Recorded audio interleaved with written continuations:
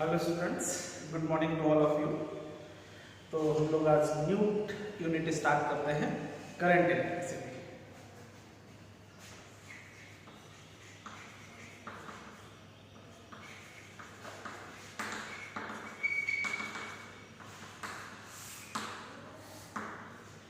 ठीक है, तो हम लोग ने दो चैप्टर डिस्कस कर लिए थे। ठीक है, फर्स्ट वाला इलेक्ट्रिक चार्ज एंड फील्ड और second electric potential and capacitance. ठीक है, तो इलेक्ट्रोस्टैटिक्स हम लोग ने डिस्कस कर लिया था। इलेक्ट्रोस्टैटिक्स एंड कैपेसिटर दोनों टॉपिक डिस्कस कर लिए थे। इलेक्ट्रोस्टैटिक्स क्या होता था? Study of charge at rest. और करंट इलेक्ट्रिसिटी क्या है? Study of electric charge in motion. Charge rest में है तो उसका क्या बिहेवियर है वो सब हम लोग डिस्कस करते थे टोटली किसमें? इलेक्ट्रोस्टैटिक्स में। अब अगर जो चार्ज मोशन में, मोशन ऑफ चार्ज ही क्या होता है? करंट। करंट क्या है? Flow of charge. Flow of charge में फ्लो को ही करंट कहते हैं। फ्लो ऑफ चार्ज हो, फ्लो ऑफ वाटर हो, फ्लो ऑफ एयर है, एयर फ्लो रहता है एयर का, वाटर फ्लो वाटर का, सिमिलर चार्ज फ्लो है तो इलेक्ट्रिक करंट। ठीक है, तो करंट इलेक्ट्रिसिटी में हम लोग क्या डिस्कस करेंगे? Study of electric charge in motion. Study of electric charge, study of electric charge in motion. ठीक है बेटा, study of electric charge in motion is called current electricity, है ना। तो इसमें फर्स्ट टर्म क्या है? Electric current. फर्स्ट टर्म हम लोग डिस्कस करेंगे इलेक्ट्रिक करंट। ठीक है, 10th स्टैंडर्ड से पढ़ते चले आ रहे हैं। इलेक्ट्रिक करंट तो क्या बताते थे? The rate of flow of electric charge through a conductor is called electric current. The rate of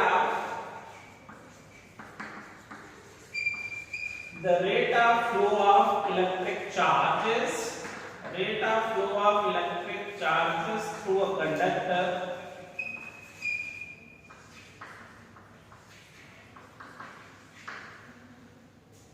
the rate of flow of electric charges through a conductor is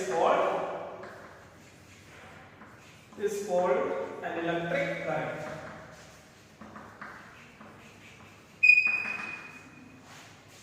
ठीक है, फ्लो को ही flow को ही क्या बोलता है? Current. Flow of electric charge है electric current, flow of water है water current, flow of air है एयर करंट, ऐसे। ठीक है, तो rate of flow of electric charges through a conductor, charges का फ्लो किसमें होगा? कंडक्टर्स में, तो हम लोग उसी को क्या बोलेंगे? Electric current. ठीक है, rate of flow of electric charges through a conductor is called electric current. Suppose मान लो ये कोई क्रॉस सेक्शन है, या आपको एक लाइन में डेफिनेशन बताना चाहो तो इलेक्ट्रिक चार्ज की क्या बता सकते हो? Flow of charge through any cross section पर सेकंड। पर सेकंड किसी भी क्रॉस सेक्शन से जितना चार्ज फ्लो होता है वही क्या कहलाता है? Electric current. ठीक है, समझ गए बेटा? Flow of charge through any cross section in 1 second. ठीक है, जैसे सपोज मान लो ये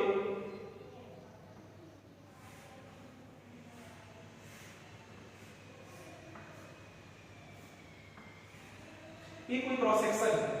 ठीक है, और इसमें सपोज ऐसे पॉजिटिव चार्ज ऐसे जा रहा है, इसको क्रॉस कर, है ना,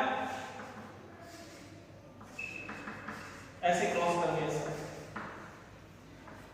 एरिया है। ठीक है, सपोज मान लो डेल्टा टी सेकंड में डेल्टा क्यू चार्ज फ्लो हुआ, है ना। Let delta Q charge, delta Q charge pass through area in delta T second.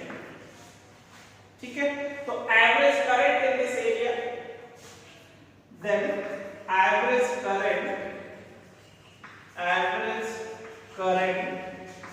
In this area, तो average current in this area कितना एवरेज करंट हो जाएगा बताओ? Delta Q by delta T. Delta Q by delta T.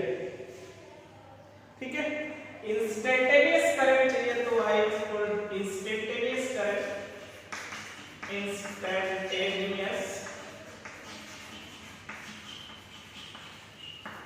Instantaneous current I equal to क्या होगा dq by dt। समझते थे instantaneous current मतलब current at an instant small time very small होता था। तो dt टाइम में dq चार्ज फ्लो होगा तो I equal to dq by dt क्या कहलाता है इंस्टेंटेनियस करंट। और टोटल कितना चार्ज आ रहा है ठीक है तो average current total charge flow by total time. समझ गए ना बेटा ये क्या है total charge flow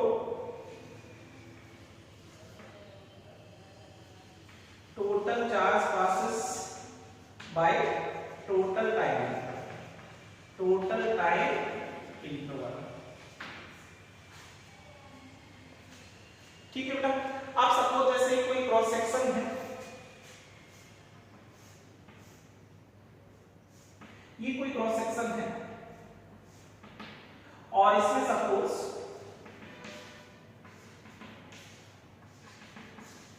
Q1 charge right पे जा रहा है और सपोज मान लो Q2 चार्ज इधर आ रहा है तो कितना करंट फ्लो होगा इन डेल्टा T सेकेंड। ठीक है तो करंट इस में कितना जाएगा करंट बताओ Q1 चार्ज किधर जा रहा राइट में Q2 किधर आ रहा लेफ्ट में तो क्या बन जाएगा एक तो charge Q1 minus Q2 by delta. Direction of current is same as motion of positive charge and negative opposite to the motion of negative charge. Direction को ध्यान रखिए current is a scalar quantity current is a scalar quantity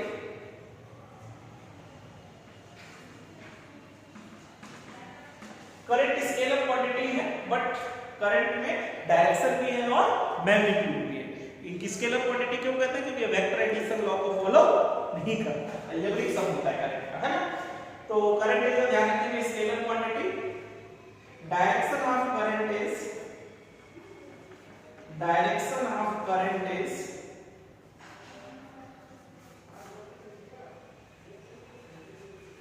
direction of current is same as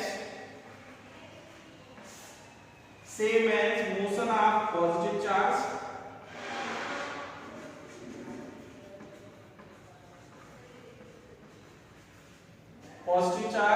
and opposite to the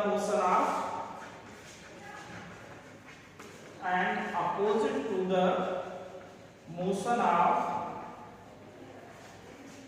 of negative charge।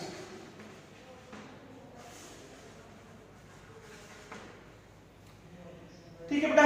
तो जैसे इसमें positive charge Q1 flow हो रहा है तो इसकी वजह से करंट राइट में होगा और इसमें पॉजिटिव चार्ज किधर आ रहा है लेफ्ट में तो उसकी वजह से करंट क्या होगी लेफ्ट में। तो नेट करंट कितना आएगा नेट करंट अगर आप लेंगे तो नेट करंट इसकी वजह से राइट में इसकी वजह से लेफ्ट में तो क्या करना पड़ेगा अपोजिट डायरेक्शन हो जाएगी माइनस कर देंगे उसको है ना। अब सपोज इसमें से Q1 चार्ज जा रहा है किसमें लेफ्ट में और Q2 चार्ज नेगेटिव वाला इधर जा रहा होगा इसी में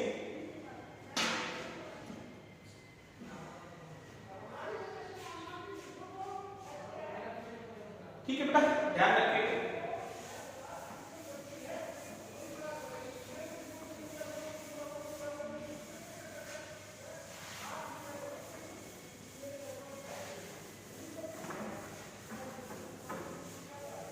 अब यही सिमिलर कॉन्सेप्ट है ये कोई क्रॉस सेक्शन है ना। अब इसमें सपोज आपके पास Q1 चार्ज ऐसे जा राइट में और सपोज यहां से Q2 चार्ज जो है नेगेटिव में इधर आ। अब इस एरिया से कितना करंट होगा इस एरिया में है ना। तो net current in this area कितना आएगा तो net current in this area net current in this area तो net current in this area क्या फॉर्मूला बताया Q1 है ना और माइनस अभी Q1 माइनस और ये माइनस Q2 और बाय डेल्टा T मान लो ये डेल्टा T ऐसा है ठीक है बेटा। तो नेट करंट जो है वो किसके इक्वल आ जाएगा बताओ Q1 plus Q2 by delta T हो जाएगा। समझ आया ना। भाई इसमें पॉजिटिव चार्ज किधर है, राइट में, तो direction of current is right. और इलेक्ट्रॉन किधर जा रहा है, लेफ्ट में, तो उनकी वजह से भी करंट किधर होगी, राइट में, क्योंकि opposite to the motion of negative charge होता है ना, तो दोनों की वजह से करंट किधर होगी, सेम डायरेक्शन में होगा। ठीक है, तो ध्यान रखेंगे करंट किसी भी क्रॉस सेक्शन में कितना करंट है कैसे फाइंड करेंगे, तो उस एरिया, किसी एरिया में कितना करंट है, तो उस एरिया से पर सेकंड कितना चार्ज फ्लो हो रहा होगा, वही उस एरिया से पास होने वाला करंट। ठीक है, और ध्यान रखेंगे current is a scalar quantity. ठीक है, इसकी current has magnitude and direction both, but it is scalar quantity, है ना।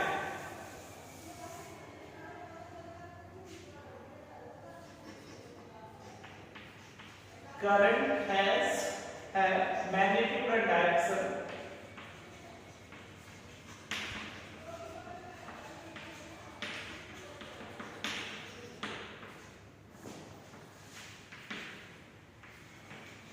but it is scalar quantity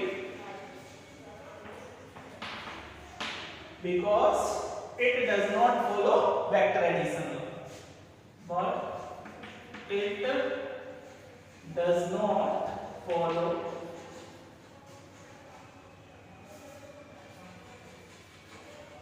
vector addition law।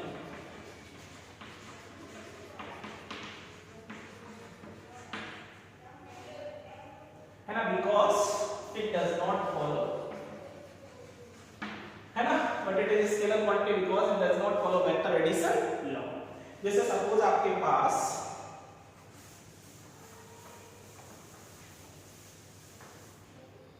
है ना बेटा, देखो जैसे सपोज मान लो आपके पास यहाँ से करंट आ रही है 3 एम्पीयर और इधर से करंट जा रहा है मान लो सपोज 4 एम्पीयर 90 डिग्री एंगल पे, तो करंट डायरेक्टली कितना हो जाता है 7 एम्पीयर।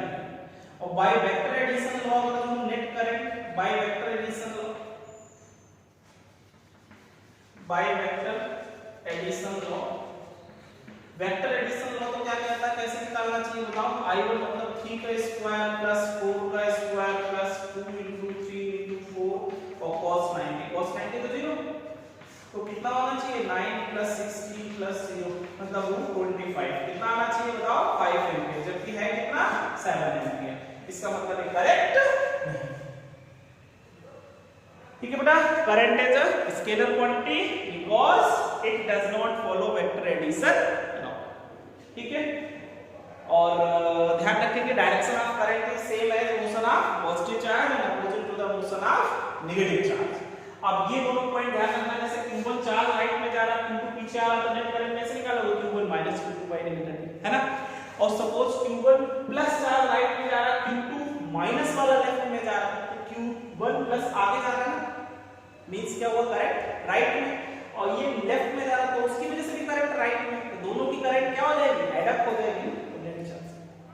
ठीक है, तो ये पॉइंट भी इंपॉर्टेंट है, ध्यान रखिए।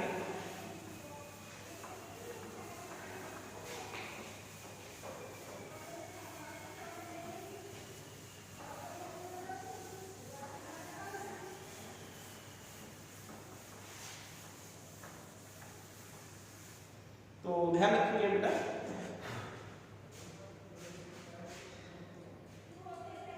तो एक एग्जांपल कर लेते हैं इसके। 10 की power 6 positron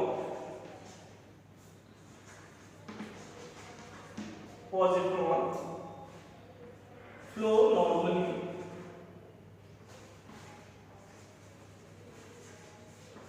normally through a cross section through an area in forward direction and same amount of charge, same amount of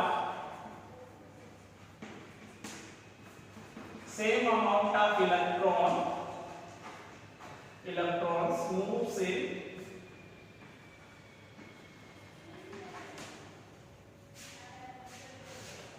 in backward direction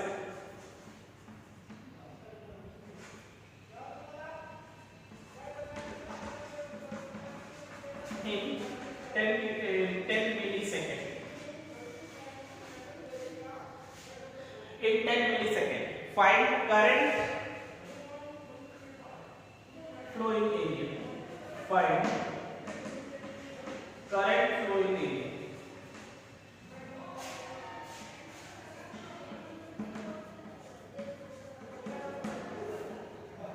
तो कितना करंट फ्लो हो रहा होगा, तो करंट कैसे निकालो बेटा बताओ, क्या फॉर्मूला बताया है ना, Q1 चार्ज, क्योंकि फॉरवर्ड में जाना, जैसे सपोज ये एरिया है,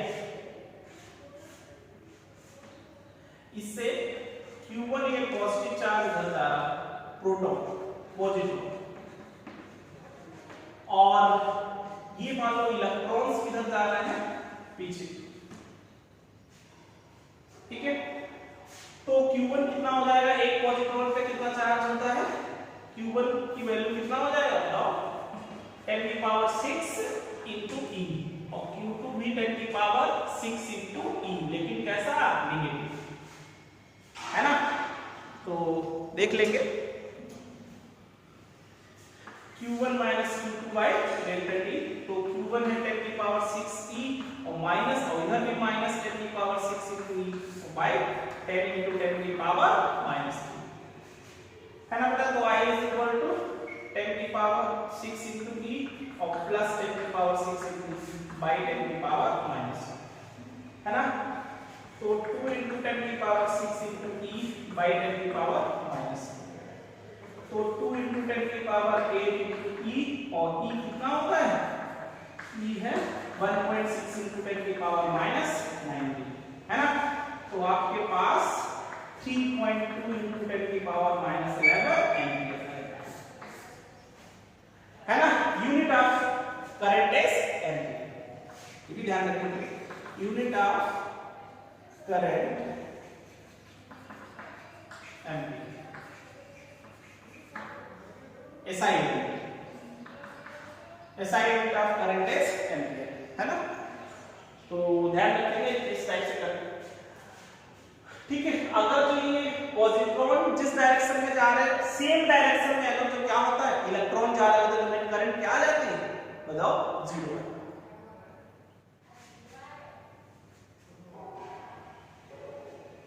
ठीक है, तो इस टाइप से भी क्वेश्चंस करेंगे।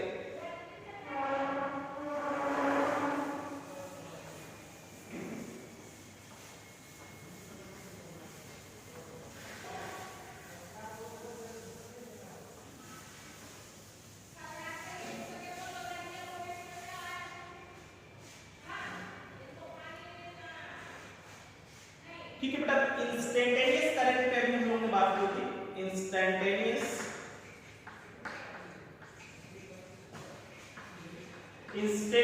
Current I is equal to क्या फॉर्मूला था, dq by dt, इस पे बेसिक क्वेश्चंस होंगे, है ना। Charge flow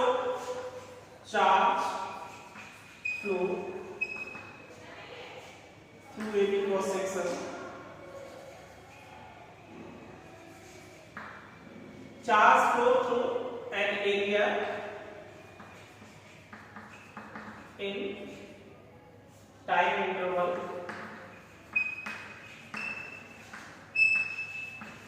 t second to t plus dt second, तो कितना चार्ज फ्लो हो जाएगा, तो dq इज इक्वल टू क्या फॉर्मूला आता है, I into dt, total charge flow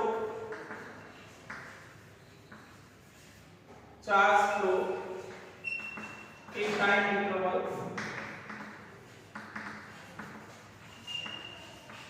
t1 to t2, तो टोटल चार्ज फ्लो चाहिए, तो इंटीग्रेशन कहां से कहां तक, t1 से t2 और I into d,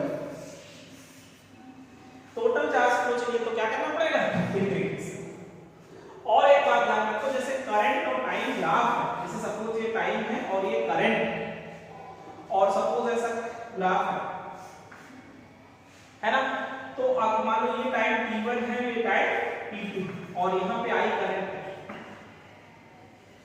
तो इसका जो कवर्ड एरिया आएगा वो कितना आएगा, कवर्ड एरिया निकालेंगे I into t2 minus t1, area under graph कितना आएगा, I into t2 minus t1।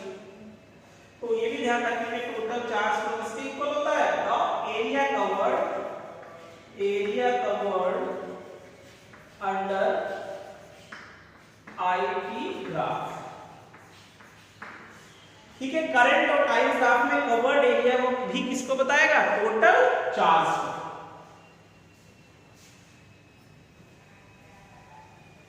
ये पॉइंट ध्यान रखेंगे। कवर्ड एरिया से भी टोटल चार्ज फ्लो निकाल सकते हैं और किससे निकाल सकते हैं? टोटल चार्ज फ्लो इंटीग्रेशन से, है ना। तो इंटीग्रेशन का भी यूज करके भी क्वेश्चन करेंगे। जिसे चार्ज की कोई इक्वेशन पता हो, करंट पूछा हो तो डिफरेंशिएशन करेंगे, और करंट की इक्वेशन पता हो, चार्ज को चाहिए हो तो इंटीग्रेशन, है ना।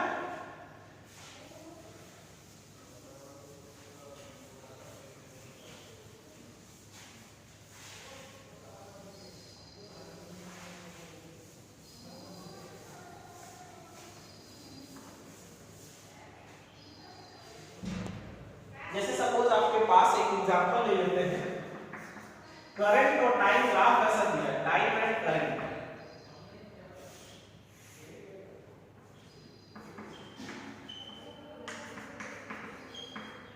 है ना। और ये मान लो सपोज आपके पास 10 एम्पीयर करंट है ना। आपसे पूछ रहा है find average current flow in 10 second. Find average current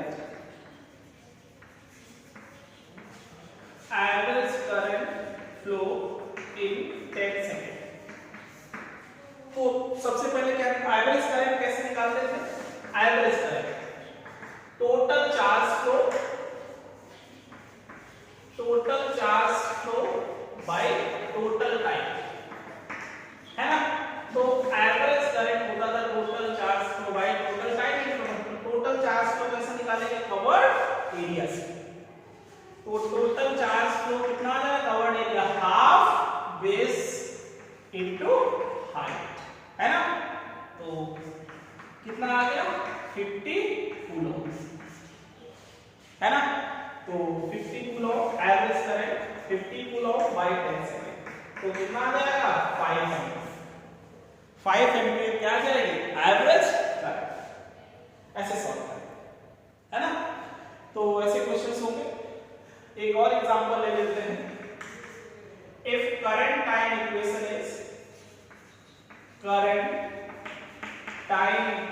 is t equal to 0.6, ठीक है, 2 plus 0.6 into t square, है ना। Find charge flow in t equal to 0 to t equal to 10 second. तो करंट की इक्वेशन पता है और total charge flow चाहिए 0 से 10 सेकेंड। तो आज जैसे निकालेंगे इंटीग्रेशन कर लेंगे 0 से 10 second, 2 plus 0.6 into t square into d, है ना। क्या फॉर्मूला है टोटल चार्ज फ्लो का? बताओ। इंटीग्रेशन t1 से t2 और i into dt, कोई फॉर्मूला बताओ। अब इंटीग्रेट कर लो 2 into t और लिमिट 0 से 10 और प्लस 0.6 इसका t स्क्वायर बाय 2 और लिमिट 0 से 10, है ना। तो 2 into 10 और प्लस 0.6, तो ये 0.3 बन जाएगा और 10 का स्क्वायर कितना बन जाएगा? 100, है ना। तो कितना हो गया? 20 प्लस 30, है ना। तो टोटल आ गया कितना? ठीक है, 50 एम्पीयर आ गया, 50 कूलम टोटल चार्ज। अब इसी में पूछता है फाइंड एवरेज करंट इन 10 सेकेंड।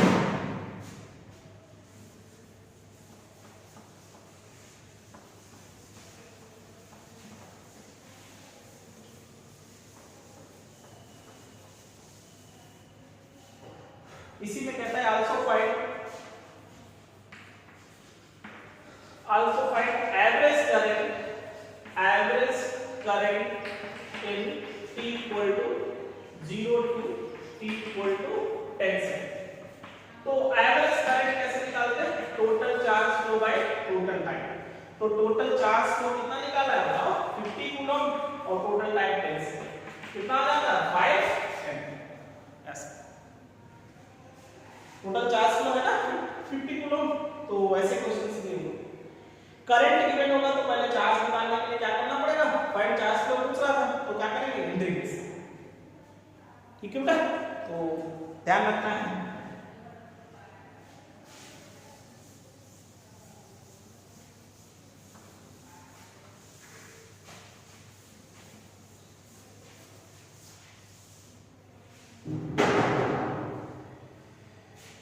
देखो कुछ ऐसे भी क्वेश्चंस होंगे। Suppose electron is revolve in a circular orbit. Electron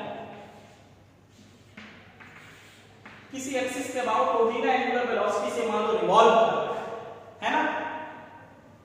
तो ये जो इलेक्ट्रॉन है, ठीक है, सर्कुलर ऑर्बिट में रिवॉल्व कर रहा है, तो इस ऑर्बिट ये इलेक्ट्रॉन कितने करंट एसोसिएट करेगा। Find current associated with electron motion.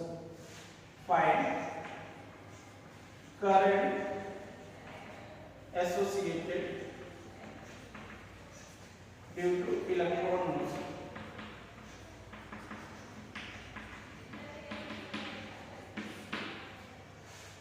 ठीक है बेटा, सपोज ये जिस ऑर्बिट में घूम रहा है उसकी रेडियस r, ठीक है। तो कभी कभी वेलोसिटी गिवन होता है कि v वेलोसिटी से घूम रहा है, कभी एंगुलर वेलोसिटी दिया होगा। तो करंट i कैसे निकालते हैं, चार्ज फ्लो बाय टाइम, है ना।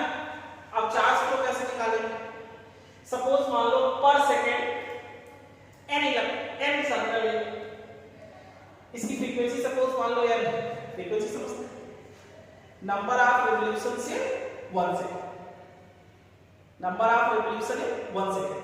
मान लो ये n रिवॉल्यूशन कर लेता है कितने टाइम में, 1 सेकंड, और 1 सेकंड में जितना चार्ज फ्लो होता है वही क्या है, करंट। इन 1 सेकंड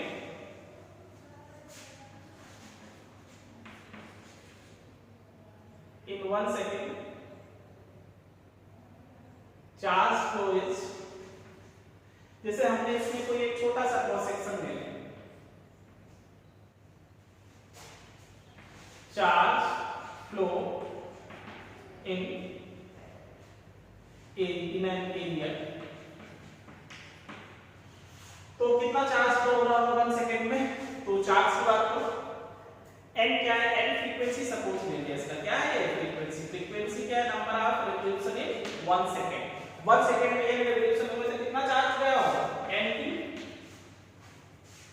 ne क्या होगा ना,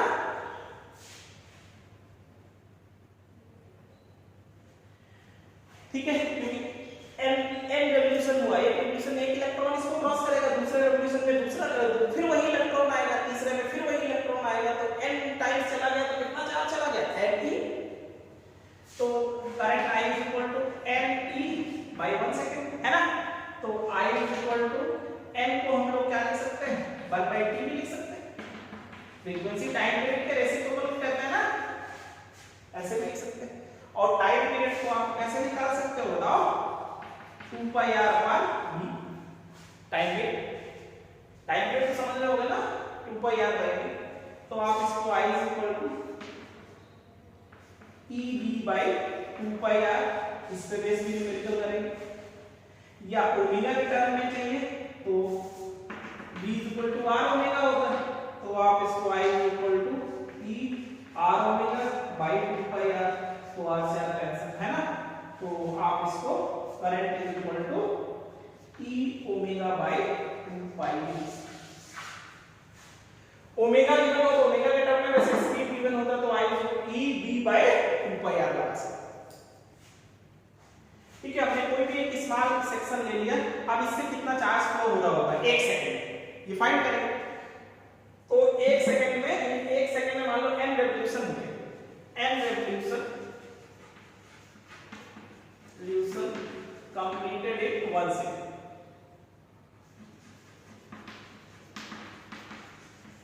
वन सेकंड में n रिवॉल्यूशन किए तो n फ्रीक्वेंसी हो जाएगी, है ना। तो n रिवॉल्यूशन कंप्लीट किए तो कितना चार्ज फ्लो हो जाएगा, n, क्योंकि एक बार इलेक्ट्रॉन जाएगा तो कितना ये चार्ज फ्लो होगा, e, और n बार गया तो ne, है ना। तो ये ध्यान रखेंगे, करंट एसोसिएटेड या फिर एक एग्जांपल भी ले लेते हैं, है ना।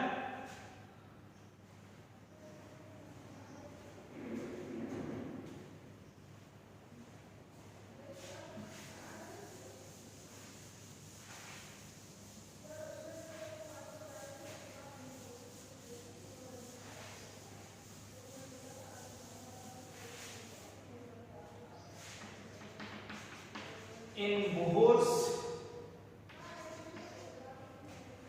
hydrogen atom, in Bohr's model of hydrogen atom, suppose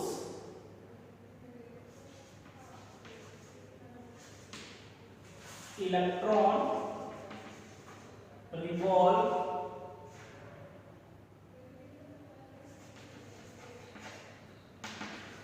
in an orbit of radius, electron revolve in circular orbit of radius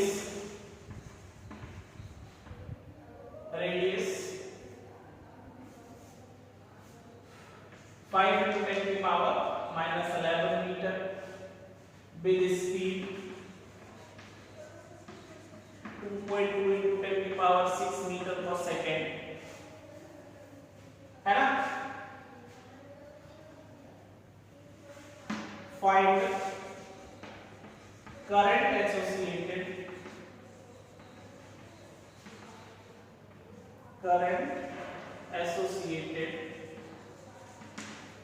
in the orbit of electron।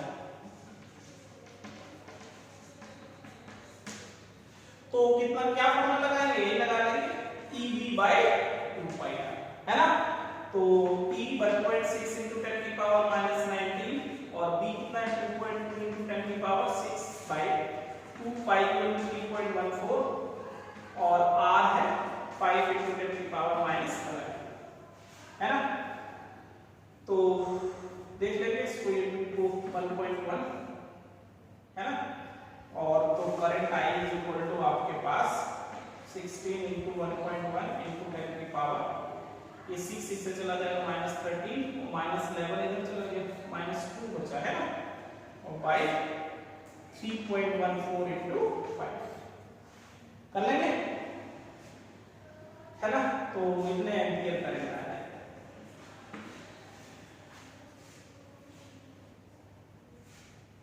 ठीक है।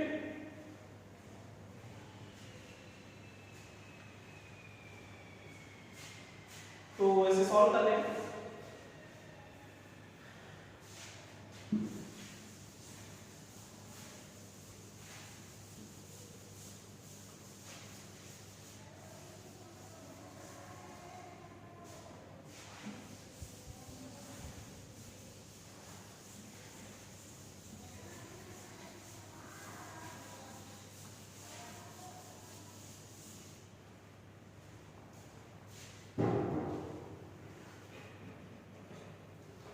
तो हम लोग बात करते हैं current flow in conductor.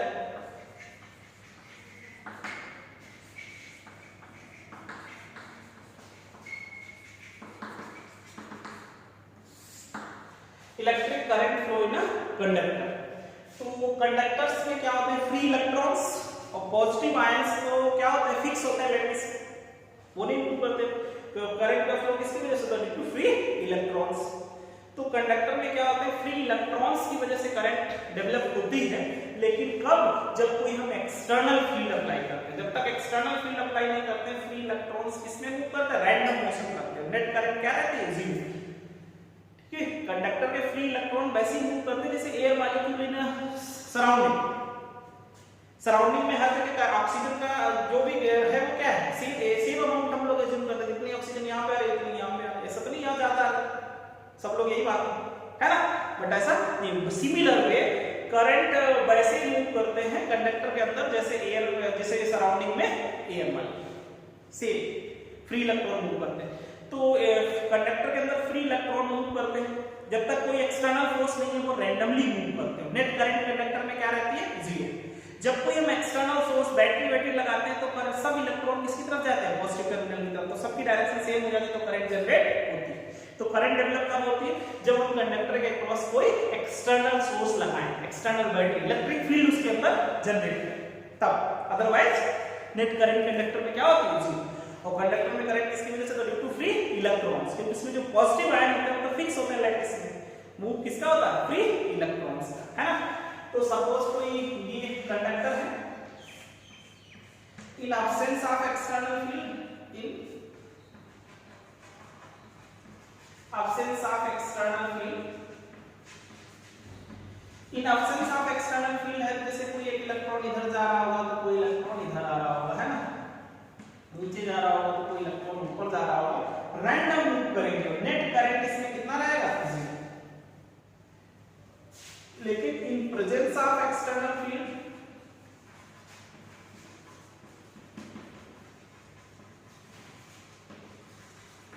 In presence of external field, तो जैसे हम एक्सटर्नल फील्ड अप्लाई करेंगे तो इलेक्ट्रॉन सब आ जाएंगे इधर और इधर प्लस आ जाएगा, तो इसमें करंट जनरेट हो जाएगा, इधर करंट आ जाएगा आगे, है ना। तो जैसे हम कोई एक्सटर्नल सोर्स अप्लाई करेंगे, है ना, बैटरी वैटरी आपने लगाया, नेगेटिव टर्मिनल है पॉजिटिव, तो इलेक्ट्रॉन का सबका इलेक्ट्रॉन्स का मूवमेंट किधर होगा, इधर ही होगा, सब इलेक्ट्रॉन्स का मूवमेंट ऑल इलेक्ट्रॉन टर्मिनल, सब इलेक्ट्रॉन किसी तरफ जाएंगे, पॉजिटिव टर्मिनल के, इलेक्ट्रॉन के मोशन के अपोजिट क्या हो जाएगी, करंट, है ना। क्या बताएंगे कैसे कंडक्टर्स में करंट का फ्लो होता है, in conductors free electrons are contains there, है ना, फ्री इलेक्ट्रॉन्स होते हैं और जो पॉजिटिव आयंस होते हैं वो तो फिक्स होते हैं लैटिस में, है ना, मूवमेंट किसका होता है, फ्री इलेक्ट्रॉन्स का। तो जब तक कोई external source, external field develop नहीं करते, एक्सटर्नल बैटरी वैटरी नहीं लगाते, तब तक फ्री इलेक्ट्रॉन्स का रैंडम मोशन होता है, नेट करंट क्या हो जाती है, क्यों, क्योंकि इलेक्ट्रॉन ही मूव करते हैं, 10 इलेक्ट्रॉन मान लो आगे जा रहे हैं तो 10 पीछे आ रहे तो नेट करंट क्या हो जाएगा, जीरो हो जाएगा, है ना। तो वैसे ही in absence of external field net current zero, जैसे कोई एक्सटर्नल सोर्स बैटरी लगाएंगे तो नेट करंट आएगा, अब नेट करंट जीरो नहीं होगी, करंट फ्लो, अब इस केस में current is not equal to zero, ठीक है। तो वैसे करंट एक्सटर्नल फील्ड में फाइंड करते हैं,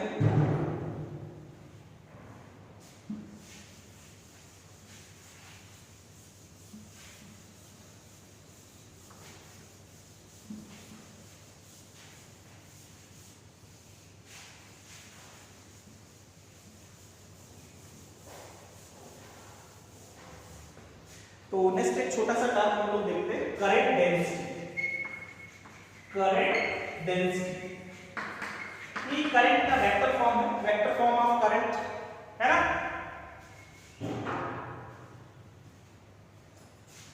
देखा जाए तो वेक्टर फॉर्म ऑफ करंट, है ना। करंट डेंसिटी क्या है, it is defined as the current per unit normally, it is defined as current per unit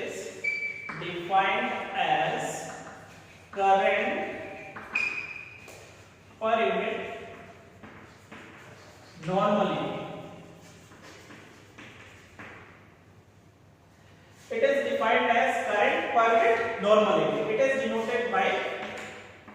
denoted by G है ना।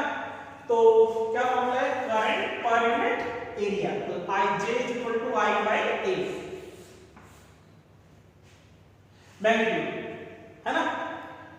वेक्टर तो एरिया वेक्टर है, ये वेक्टर, लेकिन करंट तो स्केलर है, तो किसी स्केलर में तो वेक्टर से डिवाइड ही नहीं कर सकते, है ना, और वेक्टर में भी डिवाइड नहीं कर सकते ना, तो ध्यान रखें J is equal to I by, और डायरेक्शन ऑफ जो डायरेक्शन है इसकी same as direction of current, ठीक है। Direction of current density, direction of current density is same as direction of current, same as direction of current. Definition को ध्यान रखें, current per unit normally, जैसे suppose आपके पास ये कोई कंडक्टर है, ठीक है, ये सपोज इसका क्रॉस सेक्शनल एरिया ए है और इसमें ऐसे आई करंट जा रही है नॉर्मल, ठीक है, इसका यहाँ पे भी एरिया कितना है ए है और इसके नॉर्मल करंट जा रहा है, तो current density J equal to I by. लेकिन अब सपोज ऐसा है, ये एरिया ए है,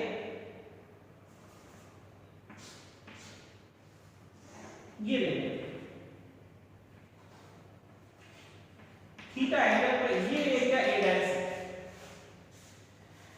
अब इस एरिया में करंट डेंसिटी की बात करें, है ना, तो करंट डेंसिटी यहां कहीं पे निकालेंगे तो इसका एरिया कितना है, क्रॉस सेक्शनल एरिया ए है, लेकिन इधर कितना लिया है ए डैश, है ना, तो current density J equal to इसका एरिया हम ए लेंगे, ये एरिया ए नहीं है, ये वाला एरिया आपकी ए दी है, तो और करंट ऐसे जा रही है, तो इसके तो नॉर्मल ये होगा ना, तो इसके तो नॉर्मल नहीं, और एंगल कितना है बताओ, थीटा एंगल है, तो अगर जो हम cos थीटा ले लें तो cos थीटा इक्वल टू क्या हो जाएगा, बेस a अपॉन, तो a डैश कितना लेना पड़ेगा, a cos थीटा, मान लेते हैं इसका एरिया ए दिया है, इसका मान लेते हैं कितना है a डैश है ना, तो करंट डेंसिटी क्या आता है, current per unit normal area, तो ये एरिया ए नहीं लेंगे, हमें a डैश लेना पड़ेगा, तो I बाय a डैश मतलब J equal to I by a cos theta. कौन सा एरिया लेंगे, करंट फ्लो के नॉर्मल, तो I की जगह क्या लिख सकते हैं, J cos थीटा, वेक्टर में लिखे तो J vector dot a vector. यहां पे एंगल क्या था, 0, ठीक है, एरिया डायरेक्शन एरिया के नॉर्मल, तो करंट है ना, तो और करंट डेंसिटी भी आगे नॉर्मल, तो दोनों सेम डायरेक्शन में थे, है ना, अदरवाइज जनरल फॉर्मूला क्या है, I equal to J vector dot a, scalar product, current is the scalar product of current density at area.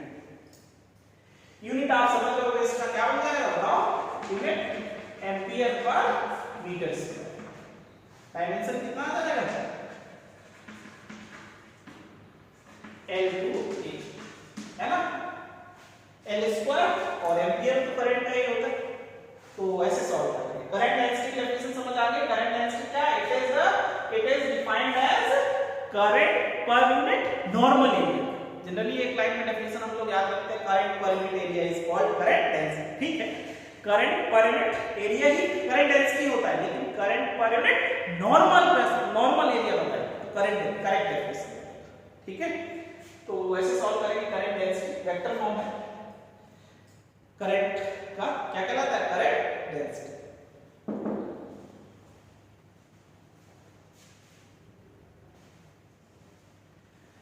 ठीक है, इंपॉर्टेंट बात है करंट डेंसिटी भी, तो it is defined as current per unit normal और direction same as direction of current.